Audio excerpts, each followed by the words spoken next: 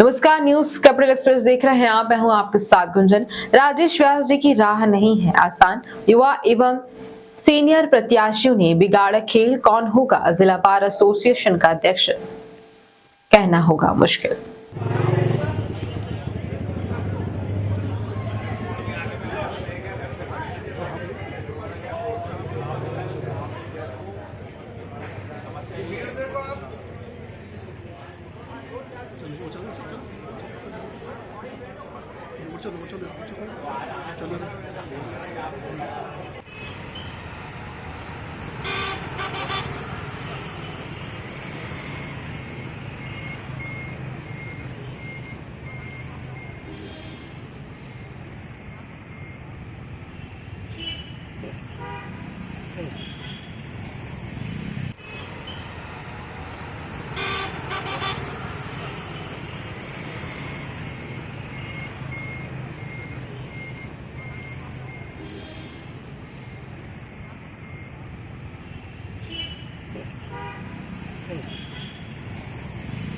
ये आपके कार्यकाल में ये चीज निकल के आएगी सामने सर? हाँ, इस पर काम करेंगे बिल्कुल।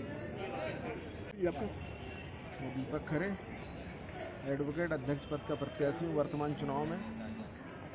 आपके परिसर में लोकतंत्र का महापर्व चल रहा है, सारे प्रत्याशी अपने दावे कर रहे हैं, आप में उनमें क्या अंतर है? देखिए, अंतर यह है कि मैं वर्ष 2010 में ज्वाइंट सेक्रेटरी रहा था और सभी अधिवक्ता बंधुओं का मेरे को समर्थन मिला। उस कार्यकारिणी में रहते हुए मेरे द्वारा एक मेमो टिकट की एक पॉलिसी, मेडिकल पॉलिसी लेके हम लोग आए थे, जिसके तहत आज अधिवक्ताओं को मेडिकल एड मिल रही है। गंभीर बीमारी पे लगभग 1 लाख रुपए उनको प्राप्त हो रहा है और मृत्यु दावा राशि जो है 2.5 लाख रुपए प्राप्त हो रहा है, मृत्यु दावा। इसके बाद फिर मैं 2014-16 में सेक्रेटरी के रूप में मेरे को सभी अधिवक्ता बंधुओं का आशीर्वाद मिला और इसके साथ साथ जब सेक्रेटरी के रूप में मैंने कार्यकाल किया तो ये जो सामने आप बिल्डिंग देख रहे हैं, ये नई बिल्डिंग, पूरी ये दुकानें, कैंटीन, ऊपर बढ़िया लाइब्रेरी, ये सारे काम मेरे द्वारा कराए गए हैं। वाटर प्लांट भी इसमें लगा हुआ है। ये सारे काम मेरे द्वारा कराए गए हैं। उसी दौरान लगभग 200 जूनियर अधिवक्ताओं के बैठने की व्यवस्था भी अंदर न्यायालयीन कैंटीन की जो पीछे की जगह थी उसमें 200 जूनियरों को बैठने की व्यवस्था मेरे द्वारा कराई गई। ये जो काम मैं आपको बता रहा हूँ, ये काम जो वर्तमान मेरे अध्यक्ष पद पर बाकी के जो प्रत्याशी हैं उनके द्वारा एक भी काम आज तक नहीं कराया गया। सर, एक समस्या है जो बहुत पुरानी चली आ रही है, अभी तक इतने अध्यक्ष होने के बाद भी हल नहीं हो पाई कि अधिवक्ताओं का सम्मान, जहाँ तक पुलिस जो है उनको ये कहीं कहीं सम्मानित करने से बचती है। दूसरा सर, ये जो नए अधिवक्ता आ रहे हैं उनकी बैठने की व्यवस्था नहीं है, इसको किस पे देखते हैं? अब जो बैठक व्यवस्था की बात है, वो बैठक व्यवस्था की परेशानी है क्योंकि हर साल 200-250 जूनियर आते हैं और 200-250 जूनियर अपने सीनियरों को छोड़ के अलग हो जाते हैं और अलग प्रैक्टिस प्रारंभ करते हैं। उनकी बैठक व्यवस्था होनी चाहिए। उसी को देखते हुए जब मैं सेक्रेटरी था तो मैंने 200 अधिवक्ताओं की बैठक व्यवस्था के प्रयास किया था। इस न्यायालय प्रांगण के चारों तरफ बहुत सी जगह ऐसी हैं जो जगह पर नई बैठक व्यवस्था बनाई जा सकती है। उसके लिए ये है कि बार हमारे यहाँ जो डीजे साहब हैं उनके माध्यम से इस काम को आगे बढ़ाया जा सकता है। पहले भी मैंने ये प्रयास करके 200 अधिवक्ताओं को जगह दिलाई थी और मैं इस बात के लिए वचनबद्ध हूँ कि अगर मैं अध्यक्ष बनता हूँ तो इस काम को मैं पूरा करूँगा। ये पुलिस जो प्रताड़ित करती है अधिवक्ताओं को अवसर मिलने पर, उसको किसी को देखते हैं?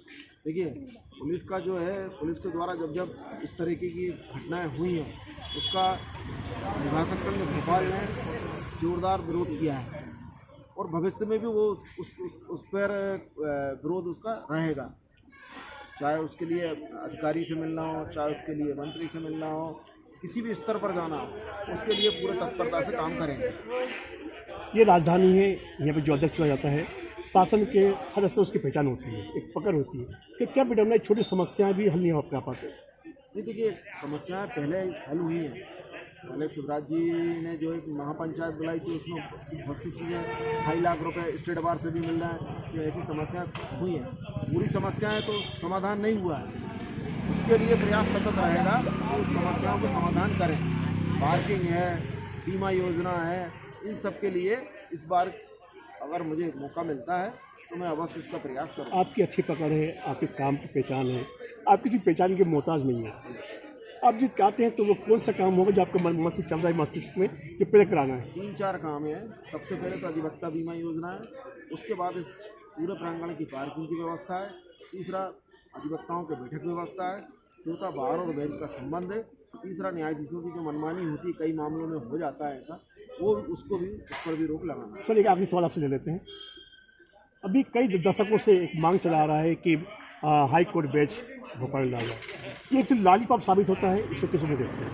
ये जो वर्तमान में मेरे विरोध में हैं, ये उसको 22 साल से चला रहे हैं, पर उसको जहाँ पर वो हैं वहाँ पर कभी नहीं उठाते, जहाँ उन्हें उठाना चाहिए। सिर्फ इसको चुनाव में भर आता है ये मुद्दा और चुनाव के बाद में ये मुद्दा खत्म कर देते सब क्या लगता है इसके पीछे क्या कारण मानते सिर्फ हैं? एक राजनीति है कि जूनियर अधिवक्ताओं के और अधिवक्ताओं के मत मिल जाए, उसके लिए वो मात्र 1-1.5 महीने उसको चलाते हैं और उसके बाद में उसको भूल जाते हैं। सर ये देखा गया है कई अधिवक्ता यहाँ ऐसे भी हैं जिनकी आय स्रोत बहुत कम है, उनकी आर्थिक स्थिति कमज़ोर है, उसके लिए आपका बैच आपका जो संघ है वो क्या? देखिए, अधिवक्ताओं की जो आर्थिक स्थिति की समस्या है, उसके लिए अधिवक्ताओं को जो मेडिकल एड है, वो मेडिकल एड गंभीर बीमारी पर भी 1 लाख रुपए मेरे कार्यकाल में जॉइंट सेक्रेटरी के कार्यकाल में हुई है, तो वो एड है। मृत्यु दावा राशि है, वो एड है। सर ऐसा नहीं हो कि उनके लिए कुछ ऐसा बांध दिया जाए कि मंथली उनको दिया जाए? उसके लिए बार में हमारे फिर फंड उस स्थिति में होना चाहिए। अभी बार की स्थिति जो है उस स्थिति में नहीं है कि मंथली अधिवक्ताओं का अपन अमाउंट दे सके। तो सर ऐसा देखा जाता है कि कई सामाजिक संस्थाएं काम करती हैं सहायता के लिए, क्यों ना इसको भी एक स्वरूप में लेके और वकीलों की सहायता की जाए जो जिनकी आर्थिक स्थिति कमजोर है। देखिए, आर्थिक स्थिति कमजोर जिन अधिवक्ताओं की उनको सहयोग राशि दे सकते हैं, लेकिन उसके लिए अपने फंड को बढ़ाना पड़ेगा।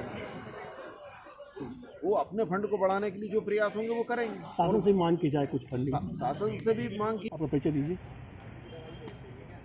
मैं Ramswaroop RS Ahirwar district bar association के इलेक्शन में सह सचिव पद का प्रत्याशी हूँ।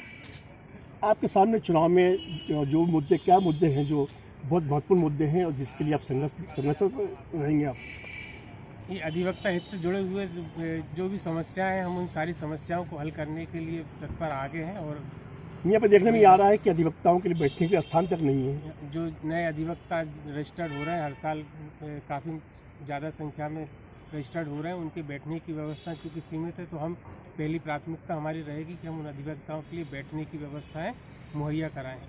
अभी वो एक पुरानी मांग चली आ रही है आप लोगों की, अधिवक्ताओं को कोई पेंशन नहीं है, उनकी कोई ऐसी कोई योजना नहीं आ रही सरकार की जो आपके हित में हो? हम सरकार से डिमांड करेंगे कि अधिवक्ताओं को जो एक तो नए अधिवक्ता हैं उनके लिए इस्टेब्लिश होने में 5-7 साल लग जाता है, जब तक वो इस्टेब्लिश नहीं होते तब तक उनके लिए सरकार को से डिमांड करेंगे कि कुछ स्टाइपेंड के रूप में उनको 8-10 हज़ार रुपये प्रति माह जो है मुहैया कराए। और जो वृद्धावस्था की एक अवस्था होती है, बुजुर्ग 65-70 साल के बाद जब व्यक्ति चलने फिरने में असमर्थ होता है, उन अधिवक्ताओं के लिए मैं चाहूँगा सरकार से कि उनके लिए भी पेंशन की कोई ऐसी व्यवस्था हो जिससे उनका जीवन सुचारू हो सके, उनका परिवार चल सके। आपके सामने जो प्रतिद्वंदी और हैं उनमें और आप में क्या अंतर है जो वोट लोग आपको दें? अब ये तो मतदाताओं को तय करना है। हम तो ये परिवार का चुनाव है और हम परिवार की सेवा भाव से यहाँ पर आए हैं। आप हमारे सवाल को टालने की कोशिश कर रहे हैं या बचने का प्रयास कर रहे हैं? नहीं, मेरा स्पष्ट कहना है कि क्योंकि परिवार का चुनाव है, परिवार में जो सक्षम सब लोग जब भी सक्षम कोई है। चुनाव होता है तो उसको परिवार चुनाव कहा जाता है। लोग कहते हैं तुम्हारा परिवार है, घर के लोग हैं हमारे, लेकिन कहीं ना कहीं प्रतिद्वंदी तो बनी रहती है, समस्याएं बनी है। प्रतिद्वंदी चुनाव में है, बाकी सारे अधिवक्ता फिर एक है। तो अधिवक्ता एकता जिंदाबाद है हमारी। चुनाव चल रहा है और भोपाल जो है एशिया की सबसे बड़ी जिला अदालत है, 9,500 के आसपास रजिस्टर्ड एडवोकेट्स हैं।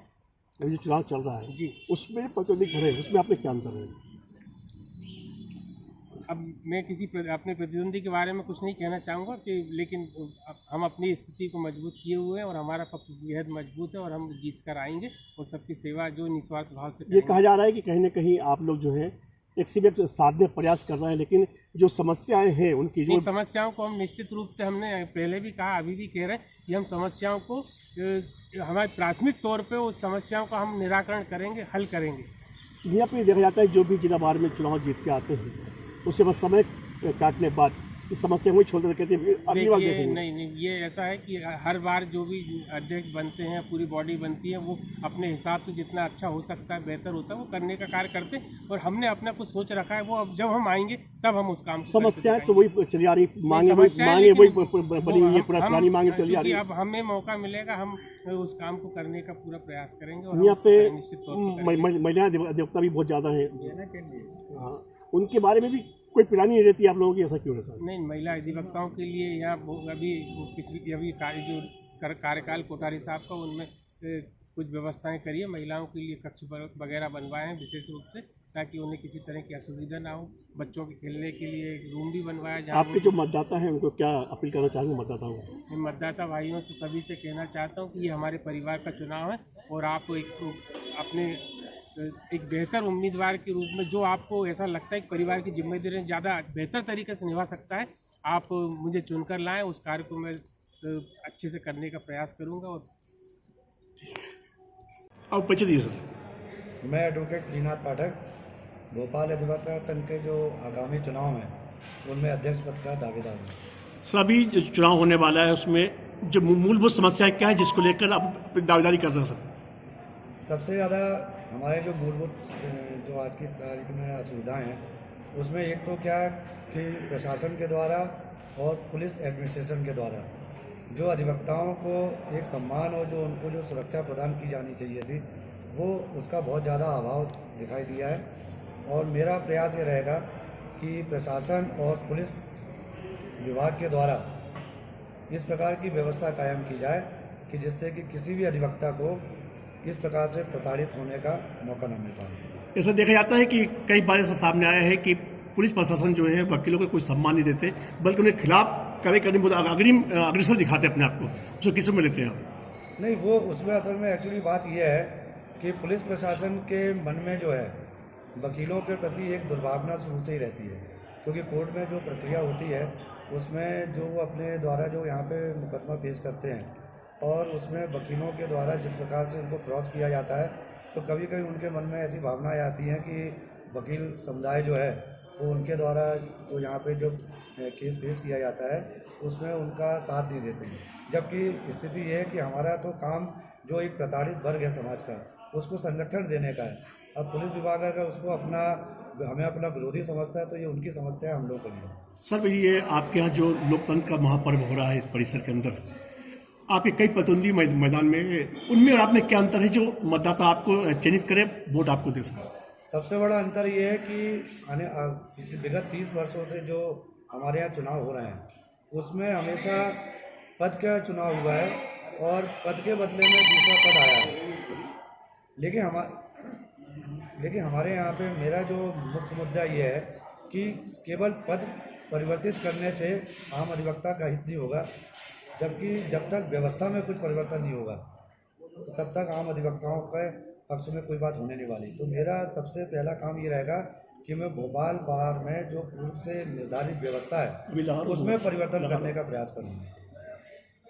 सर देखने में भी आ रहा है कि यहाँ पे जो नए अधिवक्तागण आ रहे हैं उनके सामने बैठने की सबसे बड़ी समस्या है। हाँ, ये हमारे यहाँ की बहुत एक गंभीर समस्या है, और लेकिन ये समस्या का निराकरण बहुत आसान है, लेकिन उसके लिए जो इच्छा शक्ति का होना चाहिए वो इच्छा शक्ति का अभाव जो है पूर्व के पदाधिकारियों में देखने को मिला है। और क्योंकि मेरा ये मानना ये है कि अगर आप किसी व्यक्ति को अपने बार में रजिस्ट्रेशन करते हैं और उससे आप रजिस्ट्रेशन की फीस लेते हैं तो ये कार्यकारिणी का दायित्व बनता है कि वो उनकी बैठने की उचित व्यवस्था करे। ये उनका उत्तरदायित्व अधिकार और जूनियर अधिवक्ताओं का ये अधिकार है कि कार्यकारिणी उनके लिए कहीं ना कहीं बैठने की व्यवस्था करती है। जो आपके बाहर के लोग जीत के अभी तक आते रहे हैं उनके शासन में बहुत अच्छे ऊपर लेवल तक पकड़ रहती है, फिर क्या विडम्बना है कि अभी तक आप लोगों की जो समस्या बनी रहती है, ऐसा क्यों है? उसका मेन कारण ये है कि पद में आने के बाद में जो हमारे यहाँ के पदाधिकारी रहते हैं वो हमारे पद का उपयोग अपने व्यक्तिगत स्वार्थ पूर्ति के लिए करते हैं। अधिकांश जो है इसका उपयोग जो अपने जो भोपाल बार की शक्ति और अधिवक्ताओं की जो संगठन की एकता है उसका उपयोग अगर आम अधिवक्ताओं के विकास और उनको संरक्षण देने के लिए किया जाए तो आप ये बात यकीन मानिए कि अधिवक्ता वर्ग जैसा शक्तिशाली वर्ग और लोगों को जो दावा करता है कि हम इस समाज के सबसे प्रताड़ित वर्ग को जो शासन और पुलिस के द्वारा प्रताड़ित होता है उसको संरक्षण देने का दावा करने वाला वर्ग जो है वो उसको प्रताड़ित करने की ताकत ना तो प्रशासन में है और ना ही पुलिस विभाग में। सर, ये जो न्यायालय है जहाँ न्याय होता है, न्याय का मंदिर है, आप उस मंदिर के खास लोग आप ही होते हैं, आप उसके पुजारी होते हैं मंदिर के, फिर क्या विडम्बना है कि आप खुद न्याय के लिए दूसरे को आश्रित रहते हैं और न्याय आपको मिल नहीं रहा है पिछले कई सालों से। मुझे नहीं लगता कि ऐसा कोई कारण, कोई ऐसा मामला है जिसमें कि वकील समुदाय ने अगर कोई मांग की हो और उसमें उसको न्याय ना मिला हो। बात ये होती है कि आपकी अप्रोच क्या है। अगर आपकी अप्रोच जो है सही दिशा में है और एकता के साथ में और सबको साथ लेकर अगर आपने अप्रोच की है तो मुझे नहीं लगता कि हमारी कोई ऐसी मांग है जो कि पूरी ना हो। तो सर, ये मान लिया जाए कि अगर मतलब जो आप विजयी होकर आते हैं, बधाई हो आपका अग्नि मोबाइल चैनल की तरफ से, तो सर्वप्रथम जो आप समस्या हल करना चाहेंगे, आपके मन में वो कौन सा सवाल चल रहा है जिसको आप पहले करना चाहेंगे आप? सबसे पहले क्या है कि आज की तारीख में भोपाल बार में हाईकोर्ट बेंच की मांग बहुत तेजी से हो रही है, लेकिन उससे पहले मेरा जो सबसे पहला काम रहेगा कि सुप्रीम कोर्ट के आदेश के अनुसार से उन्होंने आदेश दे दिया है कि हाईकोर्ट में ऑनलाइन सुनवाई की सुविधा जो है होनी चाहिए और इसके लिए उन्होंने आदेश भी दे दिया है। लेकिन जबलपुर और ग्वालियर इंदौर के अधिवक्ताओं के दबाव में चीफ जस्टिस एमपी जो हैं अभी वो सुविधा पूर्ण रूप से मतलब जो एक सुचारू रूप से चलनी चाहिए उस प्रकार से वो सुविधा जो है जिले के अधिवक्ताओं को प्राप्त नहीं हो रही है। तो मेरा ये पहला प्रयास रहेगा कि चीफ जस्टिस ऑफ एमपी के ऊपर ये दबाव बनाया जाए कि जो ऑनलाइन सुविधा जो है। मैं रविंद्र तिवारी, मुख्य चुनाव अधिकारी, भोपाल बार अधिवक्ता संघ के 2 वर्षीय चुनाव 2023 से 2025 के लिए करने के लिए हमको मुख्य चुनाव अधिकारी नियुक्त किया है। सर, ये जो चुनाव हो रहा है, ये जो एक लोकतंत्र का महापर्व आप कराने जा रहे हैं, कितनी जिम्मेदारी, क्या लगता है आपको, कितनी जिम्मेदारी है आपके ऊपर से? जिम्मेदारी बहुत है। 9000 वकील रजिस्टर्ड हैं, उसमें से जो है छांट के जो है 4616 वकीलों को चयनित किया गया है। वे अपने मताधिकार का प्रयोग कर पाएंगे। बाकी जो है अधिवक्ता रजिस्टर्ड हैं जिन्होंने एग्ज़ाम पास नहीं किया है, किसी ने डिक्लेरेशन नहीं दिया है, किसी ने प्रैक्टिस एड्रेस नहीं लिखा है, किसी के ड्यूज़ बाकी हैं। ऐसी परिस्थिति को देखते हुए हमने जो है कुछ वकीलों को अलग किया है और 4616 वकील जो है मतदाता का प्रयोग कर पाएंगे।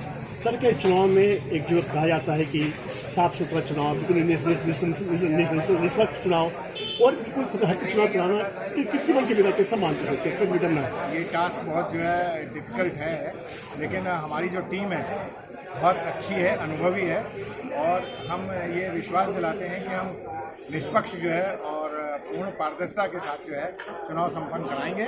और हमने रणनीति भी बना ली है। पिछले वर्ष भी हमने अच्छी रणनीति बनाई थी, इस बार भी कराई है। किसी भी मतदाता को 2-3 मिनट से ज़्यादा समय नहीं लगेगा अपना वोट डालने के लिए और उसके बाद गणना जो है हम दूसरे दिन शुरू करेंगे। गणना को भी हमने जो है 2 चरणों में शुरू करने का तय किया है। प्रथम चरण में जो है हम प्रत्याशियों की गणना करेंगे ताकि जो है काफ़ी बड़ा भीड़ और माहौल जो है वो निकल जाए। उसके बाद हम जो है कार्यकारिणी की गणना दूसरे दिन जो है करेंगे 10 तारीख। सर, आपने जो उम्मीदवार खड़े हो रहे हैं उनको गाइडलाइन आप लोग? हाँ, जो नए उम्मीदवार जो खड़े हो रहे हैं उनसे मेरी ये निवेदन है, रिक्वेस्ट है कि अपना जो है प्रचार प्रसार जो है सौहार्दपूर्ण वातावरण में बनाएं, मन में कोई देश भावना न रखें, इसको जो है खेल का मैदान समझें। खेल समाप्त होने के बाद फिर वही भाईचारा में आ जाना चाहिए। सर, ऐसा सुनने में आता है कि चुनाव से पहले ये उम्मीदवार जो है ये पार्टी पता क्या क्या प्रलोभन और सब करते हैं, इसको किसी भी देखते हैं, उस पर क्या कुछ रहेगा? देखिए, मेरे पास ऐसी कोई खबर तो नहीं आ रही है और हमने जो है जो आचार संहिता लगाई है उसमें भी जो है बैन की है पार्टीज़ और गिफ्ट और जो भी सामान देने के लिए हमने प्रतिबंध किया हुआ है। मेरे पास आज तक अभी तक कोई शिकायत नहीं आई है इस टाइप। सर, अगर शिकायत आती है तो उस पर कार्य करने में कितना समय लगाएंगे सर? अगर शिकायत आएगी तत्काल जो है हम आपके 5 से 10 मिनट के अंदर जो है हम सर्वे करेंगे, इंस्पेक्शन करेंगे और बिल्कुल निर्णय लेंगे। सर, आपने अपनी कितनी टीम लगा रखी है इन सब पे पूरी तरह से नजर रखने के लिए? हमारे पास जो है 17 अतिरिक्त मुख्य चुनाव अधिकारी हैं, चुनाव अधिकारी 10 हैं और सहायक चुनाव अधिकारी लगभग हमारे पास 75। इनकी टीम के कारण जो है हम पूरा इतना बड़ा चुनाव जो है संपन्न कराने में सफल रहते हैं।